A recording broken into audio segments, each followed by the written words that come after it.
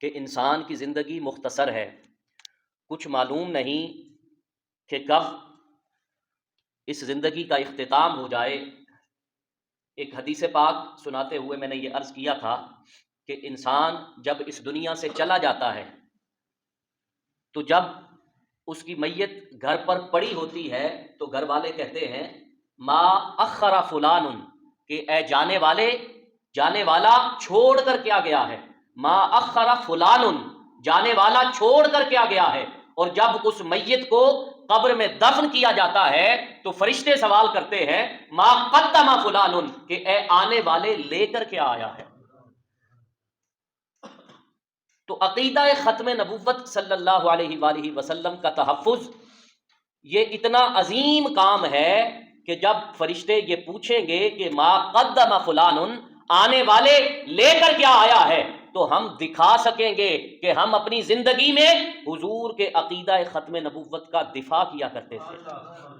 حاضرین گرامی قدر، پچھلے جمعۃ المبارک کو جہاں پر بات ختم کی تھی قرآن مجید کی سورۃ العصر کی تلاوت کر کے میں نے یہ بتایا تھا کہ سورۃ العصر میں 4 صفات کا ذکر کیا گیا۔ پہلے فرمایا والعصر، قسم ہے تیزی سے گزرتے ہوئے زمانے کی، ان الانسان لفی خسر، کہ انسان خسارے میں ہے۔ کہا مالک کیا سارے انسان خسارے میں ہیں؟ فرمایا نہیں، 4 لوگ ایسے ہیں، 4 صفات ایسی ہیں، اگر ایک انسان میں وہ 4 صفات پائی جاتی ہیں تو وہ اس خسارے سے بچ گیا۔ فرمایا الا الذین آمنوا وعملوا الصالحات، وہ لوگ خسارے سے بچ گئے جو ایمان لائے، وعملوا الصالحات، اور نیک عمل کیے۔ یہ 2 صفات ہو گئیں۔ اس کے بعد فرمایا وتواصوا بالحق، اور حق کا پرچار کرتے رہے، وتواصوا بالصبر، اور صبر کرتے رہے جب ان پر کوئی مصیبت آئی، جب ان پر کوئی تکلیف آئی، جب ان پر کوئی آزمائش آئی تو تمام آزمائشوں میں، تمام تکلیفوں میں صبر کا دامن انہوں نے ہاتھوں سے نہ چھوڑا۔ تو ایسے لوگ اس خسارے سے بچ گئے جس کا پہلے ذکر کیا گیا۔ حاضرین گرامی قدر، یہ قرآن مجید کی آیات تھیں۔ اس کے بعد اسی حوالے سے، اسی کانسیپٹ کو مد نظر رکھتے ہوئے جو قرآن پاک کی آیت بیان کر کے میں نے کہا تھا کہ اخرجت للناس، کہ مسلمان وہ ہے جس کو نفع کے لیے پیدا کیا گیا۔ اخرجت للناس، نفع کے لیے پیدا کیا گیا۔ نفع ایک دنیاوی نفع ہے، ظاہری طور پر نفع ہے، اور ایک آخرت کا نفع ہے۔ دنیاوی نفع یہ ہے کسی بیمار کو دوا لے کر دے دی، ٹوٹی ہوئی سڑک بنوا دی، فری اسکول بنوا دیا، یہ تمام دنیاوی نفع ہیں۔ آخرت کا نفع کیا ہے؟ آخرت کا نفع یہ ہے کہ ایک بندہ دوزخ کی طرف جا رہا تھا، اس کو دوزخ سے ہٹا کر جنت کی طرف بھیج دیا۔ یہ اخروی نفع ہے، اخروی نفع ہے، اور یہی اصل نفع ہے۔ دنیاوی نفع جب تک دنیا قائم ہے، دنیاوی نفع بھی تب تک قائم ہے، جب دنیا ختم ہو جائے گی تو یہ دنیاوی نفع بھی ختم ہو جائیں گے۔ اسی حوالے سے عشرہ مبشرہ میں ایک صحابی ہے حضرت عبد الرحمن بن عوف رضی اللہ تعالی عنہ۔ آپ بڑے مالدار تھے، جیسے حضرت عثمان غنی رضی اللہ تعالی عنہ بڑے مالدار تھے۔ مالدار تھے لیکن مال پرست نہ تھے۔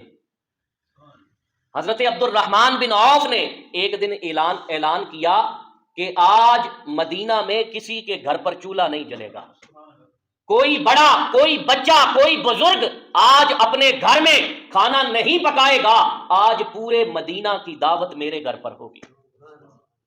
حضرت عبد الرحمن بن عوف نے یہ اعلان کیا۔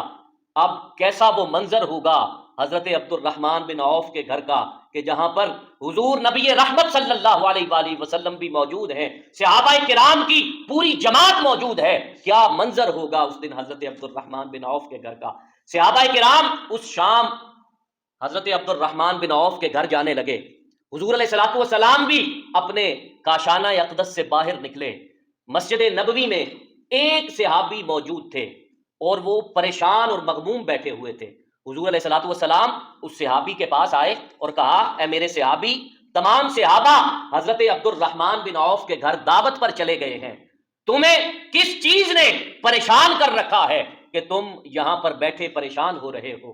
اس صحابی نے عرض کی یا رسول اللہ، میں تو ایمان لے آیا، میں نے آپ پر ایمان لا کر جنت کما لی، لیکن یہاں پر پریشان میں اس وجہ سے بیٹھا ہوں کہ میں یہ سوچ رہا ہوں کہ میرے والدین ایمان نہیں لائے، اور یہ سوچ رہا ہوں کہ کون سا ایسا طریقہ ہو کہ میرے والدین بھی ایمان لے آئیں۔ میں یہاں پر بیٹھا پریشان اس لیے ہوں کہ میرے والدین کس طریقے سے ایمان لا سکتے ہیں۔ تاجدار کائنات صلی اللہ علیہ وآلہ وسلم نے جب صحابی کا یہ جواب سنا تو آپ کے چہرے پر خوشی کے آثار نمودار ہوئے۔ حضور علیہ الصلوۃ والسلام نے اپنے بازو پھیلائے اور فرمایا، اے میرے صحابی عبد الرحمن بن عوف نے پورے مدینہ کی دعوت کر کے وہ ثواب نہیں کمایا جو ثواب تیری اس سوچ کی وجہ سے تجھے مل گیا کہ میرے والدین دوزخ سے نکل کر جنت کے راہی کیسے بن سکتے ہیں، میرے والدین اسلام کیسے قبول کر سکتے ہیں۔ یہ ایسی فکر ہے کہ اس فکر کے بدلے اتنا ثواب مل گیا کہ پورے مدینہ کی دعوت کرنے والے کا ثواب بھی کم ہو گیا۔